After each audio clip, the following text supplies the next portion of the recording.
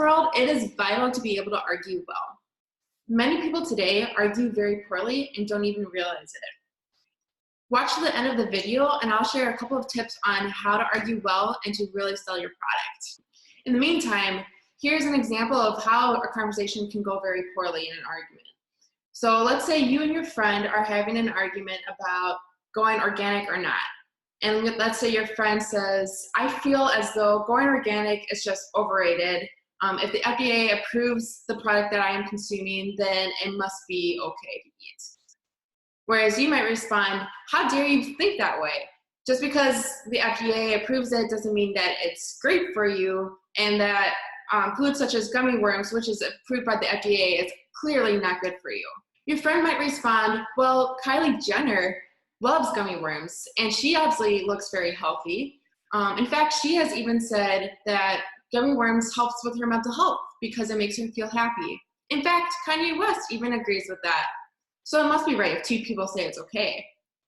You respond, well, you're an ignorant person to believe that eating gummy worms is totally fine. Whereas if you eat more processed food, there has been studies that have shown that if you eat more processed foods, you will have cancer. Your friend might respond, well, I don't look unhealthy, and you can't prove that I will have cancer later in life, so I will be fine. Did you notice a theme with this argument? Did you notice that there was no conclusion? Each side still believes that they were right. So how does arguing well connect with the business world? Well, let's say that you are marketing your product on social media. Instead of saying hundreds of Americans agreed that this is the best product, you should maybe have like a video of customers who are like, hey, this is exactly how I use it in my day, and I am 100% happy with the product I chose to purchase. If you have a couple of different examples, that makes it more personal instead of it seeming like a scam, because anyone can really say hundreds of Americans believe that this is the best product. Whereas if you were to actually have at least like 50 Americans who say this is the best product all combined in a video, that might be a really long video, but let's say like maybe even shorter, like 20 Americans in this video agree that this is the best product. 20 of these Americans, and then at the end of the video say, and 50 more. So, and you can check that out right here. Check out the comments. That just gives way better concrete evidence of why their product is top-notch. And that is more engaging to the customer.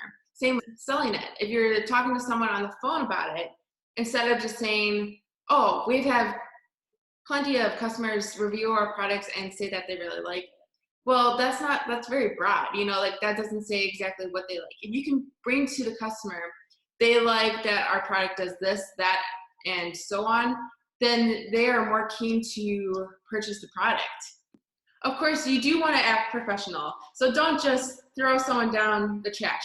If you remember what I kind of said in my first argument, where it goes, how dare you believe this? That is not the way that you should approach it, honestly. Like, you should be very kind, be like, oh yeah, so-and-so has an amazing product, but what makes us different from them is that we offer this, and we'll give you perhaps like a 15% discount with your first order. Boom, that's basically made your sale. So if you can have concrete evidence, you are likely to make the sale.